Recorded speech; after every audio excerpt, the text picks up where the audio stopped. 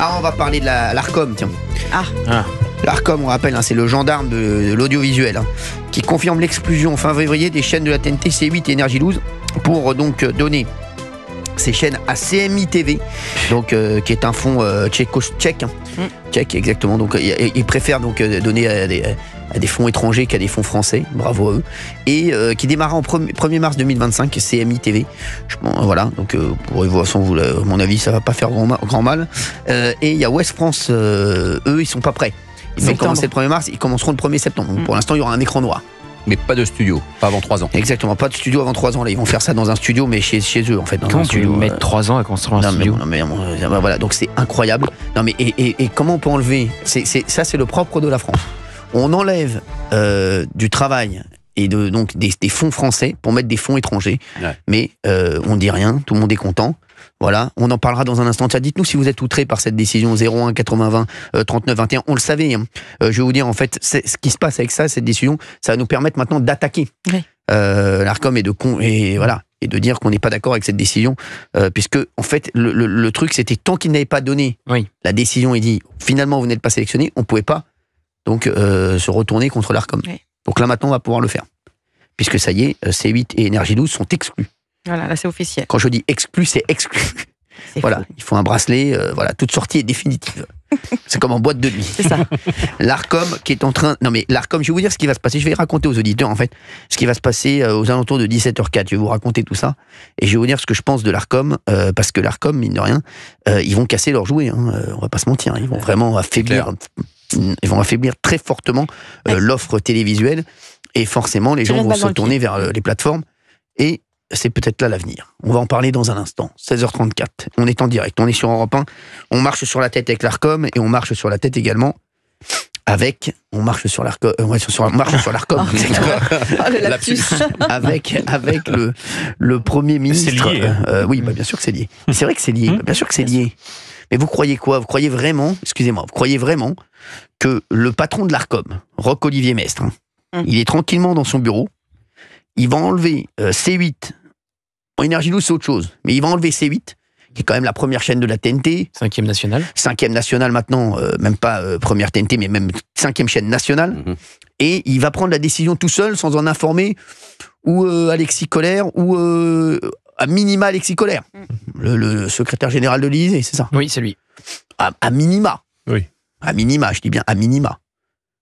Voilà. Donc on est d'accord. Oui. On va pas se raconter l'histoire. Je vois pas Roch-Olivier Mestre avec ses 9 comparses prendre une telle décision. Prendre une telle décision seul. Bien sûr. Écoutez, franchement, nous sommes d'accord. On est tous d'accord. Hein. Oui. Voilà. Donc c'est une décision politique, on est d'accord. Moi, ce qui me rend fou là-dedans, c'est qu'il donne raison à tous ceux qui ont crié sur la place de la République quand la France Insoumise est arrivée en tête, enfin le nouveau Front Populaire, le soir du second tour, Hanouna dégage ou toutes sortes de choses comme ça. Ça me rend fou en fait. Voilà. Exactement. Voilà, exactement. Il y a quelqu'un à qui j'ai dit Roland Lescure Premier ministre, ils m'ont dit pourquoi pas Bozo le clown. Ah oui, quand même. Voilà. Il faut dire les choses. Dans les rédactions, là, dans tous les services politiques de France et de Navarre, c'est la stupéfaction. C'est ça. Comment nommer un homme comme Roland Lescure qui fracture à la fois la Macronie parce que l'aile droite le juge trop à gauche. Vous citiez Gérald Darmanin tout à l'heure. Gérald Darmanin, il trouve que Roland Lescure est trop à gauche. Non, il aime bien. Mais politiquement, ils n'ont pas le même positionnement. Ah non, ils n'ont pas le même positionnement. Il a insulté Bruno Retailleau, je vais relire ce qu'il avait dit. Je ne voulais pas fermer ma gueule au nom de la solidarité gouvernementale. Quand Bruno Retailleau fait des poutous à Marine Le Pen, j'ai retrouvé ma liberté parce qu'il n'a pas été nommé au gouvernement de Michel Barnier.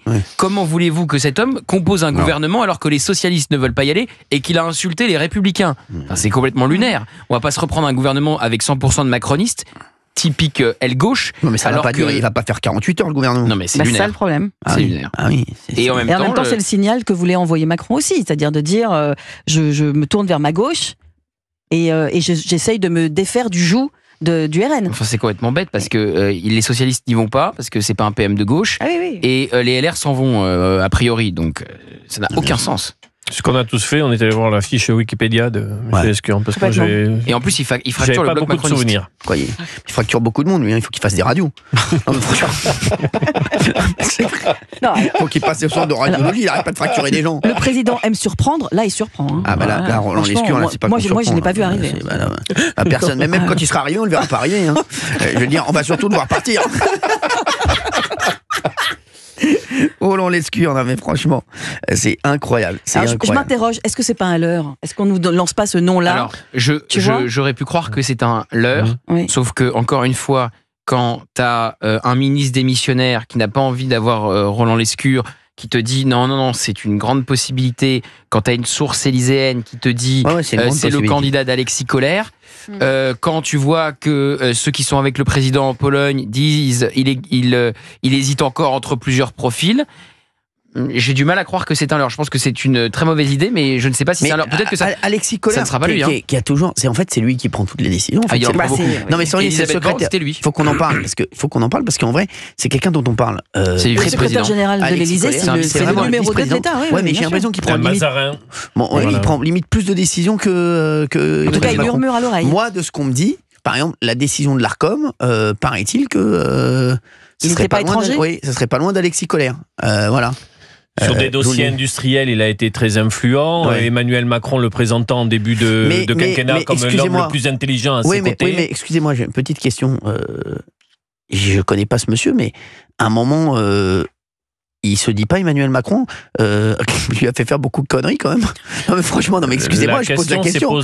Gauthier Lebray, franchement, excuse-moi, c'est vrai que j'ai l'impression, est-ce qu'il serait, on peut pas dire que il est pris que des bonnes décisions, Emmanuel Macron, à ses côtés. C'est un doux euphémisme. Non, mais sans rigoler, parce qu'à un moment, moi, quand je vois qu'il y a des mecs... C'est un homme de confiance depuis plus de 10 ans, parce qu'il était aussi à Bercy quand Emmanuel Macron était ministre de l'économie et des finances, donc c'est toujours pareil, c'est quelqu'un avec qui Emmanuel Macron a commencé son aventure politique et son aventure présidentielle. Après, il peut être conseillé, bien ou mal, c'est lui qui est l'arbitre à la fin, in fine. Donc Alexis Kohler, oui, il a le pouvoir de faire et défaire les premiers ministres. Il a défait Catherine Vautrin il y a 2 ans. À la place, on a eu Elisabeth Borne parce qu'il trouvait Catherine Vautrin trop à droite. Donc, ce qui est fou, c'est qu'Alexis Kohler, il y a 3 mois, soutenait Michel Barnier. Il passe de Michel Barnier à Roland Lescure, là, en l'espace de 3 mois. C'est ça qui est absolument incroyable. Mais il a beaucoup d'ennemis, je pense, à l'Élysée, Alexis Kohler, parce qu'il a une très très grande proximité avec le président de la République. C'est sans doute son conseiller le plus proche, celui qui le connaît le mieux. Voilà, donc c'est encore une fois le premier compagnon de route d'Emmanuel Macron. L'alter ego, oui. Disait Emmanuel Macron le concernant. Non mais c'est vrai que c'est fou, hein, mais bon, écoutez, en tout cas, il est là. Hein. Ah bah, il est bien là, oui. Parce qu'il aurait pu être débranché plus d'une fois par Emmanuel Macron, même quand il a eu des soucis judiciaires, Emmanuel Macron ne l'a jamais abandonné. Oui, parce qu'il faut rappeler qu'il est mis en examen pour prise illégale d'intérêt. Oui. Alexis Kohler. Oui, mais c'est sûr, bien sûr. Il est mis en examen pour prise illégale. Après, il a été la cible de Mediapart. Vous savez qu'on est la cible de Mediapart, généralement. Ouais, c'est vrai.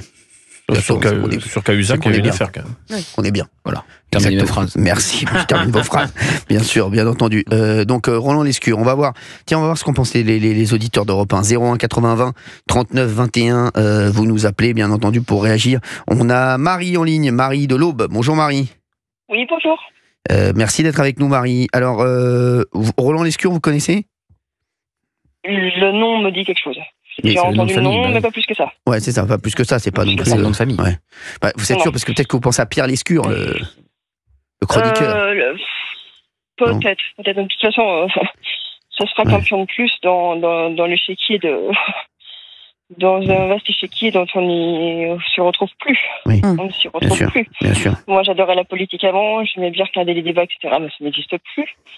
J'ai arrêté depuis quelques années, je regarde plus rien, j'écoute plus rien. C'est plus un panier de crabes, c'est un panier d'anguilles, selon moi. C'est ça. Voilà. Ils savent plus répondre à une question, il n'y en a plus un qui est honnête. À chaque interview d'un quelconque homme politique, on croirait qu'ils veulent tous la première place, que ce soit du plus petit au plus grand. Ils savent pas répondre à une question franchement, honnêtement, ça n'existe plus. Et puis le pays, les Français, tout le monde s'en fout royalement. Ah mais c'est ça. C'est dégueulasse, quoi. C'est purement dégueulasse. C'est dramatique. Le pays part à volo et puis tout le monde s'en fout. Non mais c'est sûr. Il y a quelques temps, quelqu'un me disait, ça lui rappelait la période de l'entre-deux-guerres. Je lui dis non, c'est la période pré-révolutionnaire. Oui, c'est sûr. Quand une partie de la France disait qu'ils avaient faim, qu'ils avaient des besoins, et puis que ceux dont les bien-pensants disaient mais non, vous savez pas ce que vous voulez, en fait, nous on sait ce qu'on veut pour vous. Là, c'est la même. J'ai toujours voté parce que je trouve que trop de gens sont morts pour que le droit de vote existe. Donc je continuerai de voter. Mais aujourd'hui, il y a un tiers des Français qui votent RN, et ce tiers-là, tout le monde s'en fout. Moi, je ne vote pas RN, de toute façon, je m'en fous. Mais il y a un tiers complet des Français à qui on crache à la face en disant vous ne valez rien, vous êtes des cons. Ça c'est moi le terme, mais en fait c'est ça le truc. Exactement. Et vous savez pas ce que vous voulez. Nous, on sait ce qui est bon bien pour vous, c'est les bien-pensants. Et puis les bien-pensants, un jour ou l'autre, ils vont se reprendre l'histoire en pleine gueule et comprendre pas pourquoi. Voilà. Non, mais c'est exactement ça. Mais surtout, aujourd'hui, les Français sont complètement abandonnés. Excusez-moi de dire ça. Mais c'est ça, il n'y a plus rien, il n'y a plus personne, ça n'existe plus. Ils oscillent entre désillusion et colère. Non, mais c'est sûr. Mais c'est ça. Et puis, si on reprend étymologiquement la politique dans la Grèce antique, c'était ceux qui consacraient leur vie au bien-être de la cité. C'est ça. Aujourd'hui, c'est consacrer sa vie à avoir une place.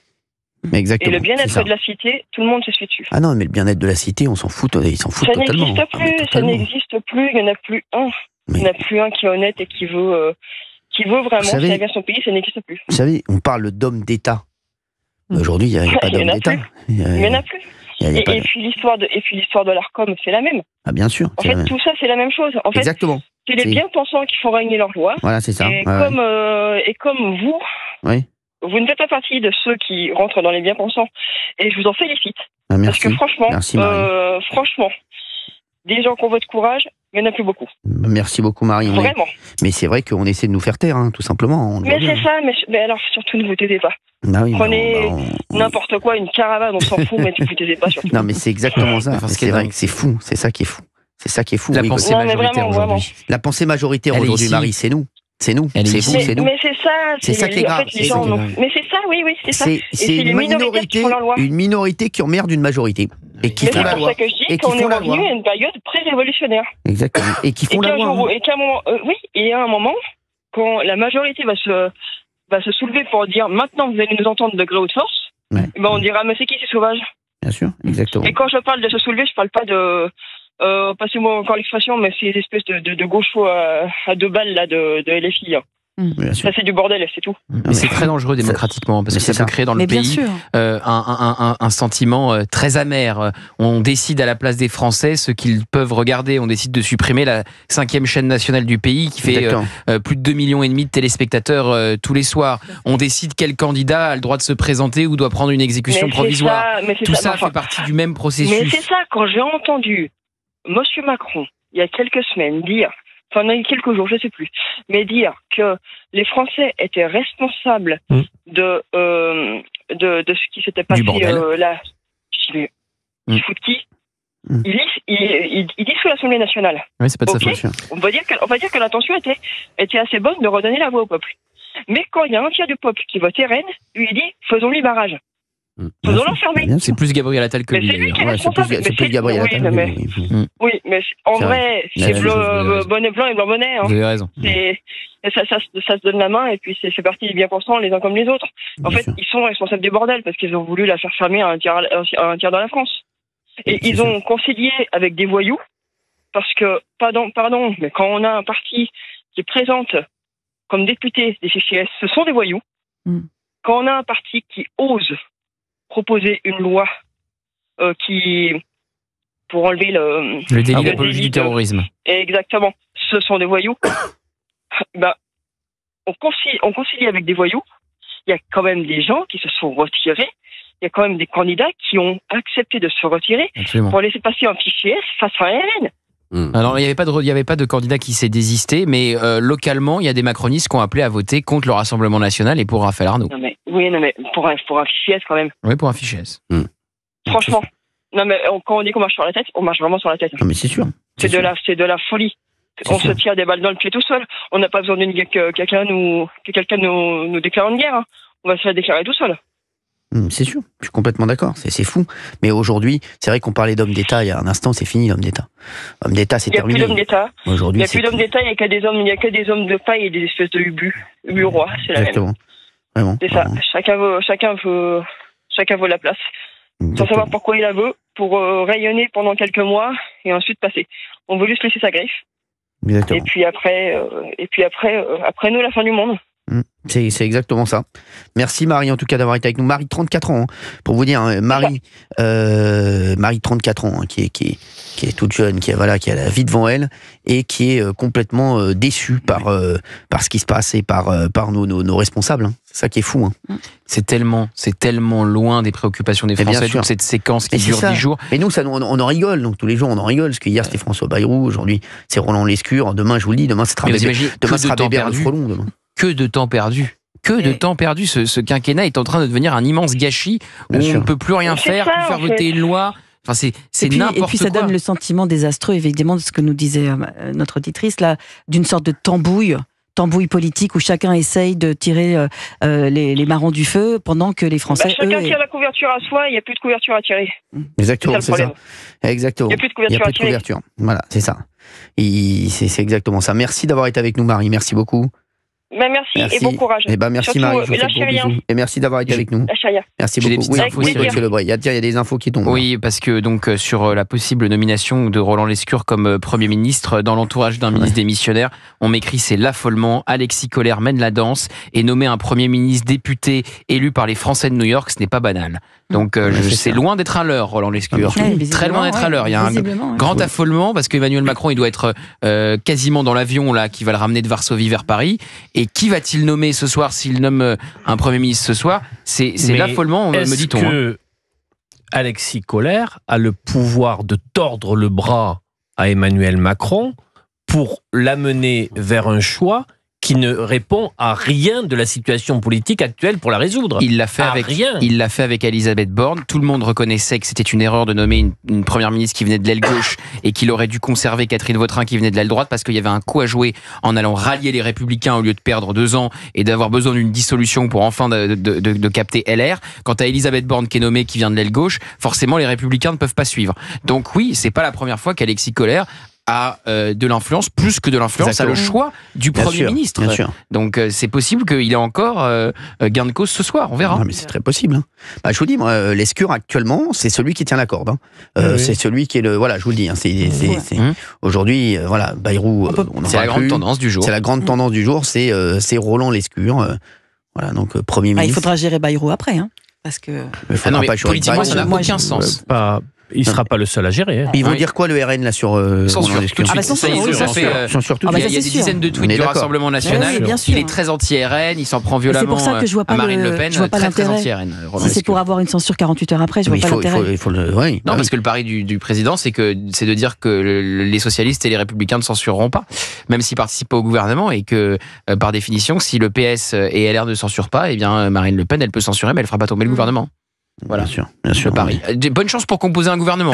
Je veux dire qu'on s'est fait 10 jours là sur qui va succéder à Michel Barnier, on va s'en faire 20 sur la composition du gouvernement. Mais et le PS va pas. Non, le PS l'a dit. Olivier Faure a dit tout socialiste qui entre dans un gouvernement avec un PM qui n'est pas un Premier ministre, qui n'est pas socialiste, sera aussitôt exclu. Mais donc mais les socialistes. Donc un gouvernement qui sera entièrement macroniste. Ah oui. Il n'y a que ça comme solution. Et ce que je ne comprends pas, c'est que le président pouvait essayer de trouver un profil qui le protège un peu. Ouais. Là, la proposition est tellement faible que le président peut de nouveau prendre la pression politique en première ligne. Ouais. Ah oui, parce qu'il cherchait quelqu'un capable de durer. Il avait même dit dans son allocution et au chef de parti durer 30 mois, ce qui est vraiment un doux rêve pour ne pas avoir la petite musique de la dissolution qui remonte crescendo à chaque fois qu'un Premier ministre tombe. Évidemment, la pression monte sur l'Élysée avec la petite musique de la démission, même si personne ne veut y croire et qu'Emmanuel Macron a réaffirmé qu'il ne réaffirmé qu'il ne démissionnerait pas. Bien sûr, mais c'est sûr. C'est incroyable. Hein. Franchement, c'est fou. Roland Lescure, personne. Une réflexion me vient là. On dit souvent que la bordélisation, c'est la stratégie de la France insoumise. Franchement, quand on voit le quinquennat, deuxième quinquennat d'Emmanuel Macron, on peut se dire que la bordélisation, c'est aussi la stratégie d'Emmanuel Macron. Hein. Non, mais là, le problème, c'est qu'il a été. Mais c'est le problème. Là, je vois pas ce qu'il peut faire. Parce que là aujourd'hui, c'est impossible de nommer un Premier ministre. Cyril, ça fait pièce de théâtre de boulevard avec les portes qui s'ouvrent, qui se ferment. Mais là, la dernière information du jour, pourtant, je suis passionné par la politique. Donc, j'essaye de la digérer et d'essayer de comprendre le nouveau mécano. Je ne comprends pas si c'est cette nomination. Ouais. Ça ne fait qu'approfondir la crise politique, avec un délai de survie pour ce gouvernement de Gauthier d'une semaine, de quoi? Ah bah je sais pas. Un mois. Je sais pas, ça dépend des socialistes. On peut pas répondre avec certitude à l'instant T. Moi, j'aimerais savoir déjà comment Roland Lescure compose son gouvernement avant même de faire un discours de politique générale et de se prendre une censure potentielle de tel ou tel groupe à l'Assemblée. En tout cas, il se peut quand même qu'il nous annonce le nom du Premier ministre ce soir, puisqu'on nous dit que Macron va écourter sa visite en Pologne en zappant une visite dans un musée qu'il devait faire à 16h pour arriver beaucoup plus tôt à Paris. Entre 19 et 20. Est-ce que c'est parce qu'il va vouloir nous annoncer... ce que disait Gauthier tout à l'heure, peut-être que le président n'a pas encore pris sa décision, je pense, moi, et qu'il est dans l'incertitude. Oui. Ah, c'est sûr. Là, vu le tohu-bohu autour de la nomination de Roland Lescure, le tohu-bohu, vous allez voir, peut-être que le président avait dans sa tête Roland Lescure, il va être dans son avion, la privé, il va regarder toutes les réactions chez Bruno Retailleau, chez les socialistes, à l'aile droite de Renaissance, il va se dire, bon bah non, ça peut pas être Roland Lescure, et en sortant de l'avion, il aura plus de nom, et ce soir, on nous annoncera personne, on nous dira 24 heures de délai supplémentaire, c'est possible. On reviendra sur un Bayrou. Ou sur un Sébastien Lecornu. Si c'est Sébastien Lecornu, on n'aura pas lâché, parce que franchement, c'est le plus logique en fait. Il est tellement obsédé par le fait de sortir du joug du RN. Oui, mais si c'est l'option 1 qui n'est pas donnée dans les 48 heures. Moi, je sais bien que tu vas me dire Attal, etc., mais quand même. Mais aucune option n'aura. Même François Bayrou, il était très tôt candidat. Il a très vite vu le président de la République. Et tout ça prend un temps de dingue parce qu'il teste chaque option. Il l'a vu avec Alexis Kohler. Mais la seule question, c'est. En fait, il se pose pas la bonne question. Le président de la République, il se dit pas qui a le moins de chances de censure. Il se dit comment tuer politiquement Marine Le Pen à l'Assemblée nationale et faire en sorte qu'elle ne puisse plus censurer. C'est cette question-là qu'il se pose. Pas qui a le moins de chances de censure. Parce que moi, je pense que Lecornu a moins de chances de censure que Bayrou. Si vous nous rejoignez sur Europe 1, 16h54, on est en direct, c'est On marche sur la tête, et appelez-nous 01 80 20 39 21. On va continuer à parler de ça un petit peu, et puis on va parler de l'Arcom qui confirme l'exclusion fin février de la chaîne C8 et d'ailleurs Énergie 12 aussi. Quel scandale. C'est un scandale. C'est démocratique. C'est un scandale démocratique. C'est 9 personnes de l'Arcom qui décident pour plus de 2 millions de personnes tous les jours. C'est incroyable, je vous le dis. Quand je vous dis qu'on marche sur la tête dans ce pays, c'est absolument fou. Et alors il y a quand même des voix qui commencent à... J'ai vu pas mal de politiques qui ont tweeté là-dessus. Bah quand même, quand on annonce un plan social, puisque le groupe Canal a annoncé un plan social de 150 personnes, ça serait bien quand même que les politiques disent quelque chose. Non, mais 150 ça serait n'importe quelle autre entreprise où on fait un plan social, les politiques viendraient dire que c'est pas normal et qu'il faut venir au secours des salariés quand même. Très bien, Benaïm. Très bien. Benaïm, vous avez bien raison. Mais bon, c'est incroyable. Moi, je vous jure, je suis abasourdi par ce qui se passe dans ce pays. Excusez-moi, je ne sais pas ce qu'en pensent les auditeurs d'Europe 1 qui nous écoutent. C'est incroyable. Je crois que ça n'a jamais été aussi pire. C'est fou, c'est incroyable. 01 80 20 39 21. J'aimerais bien avoir votre avis et discuter un petit peu avec vous sur Europe 1. On vous attend. À tout de suite.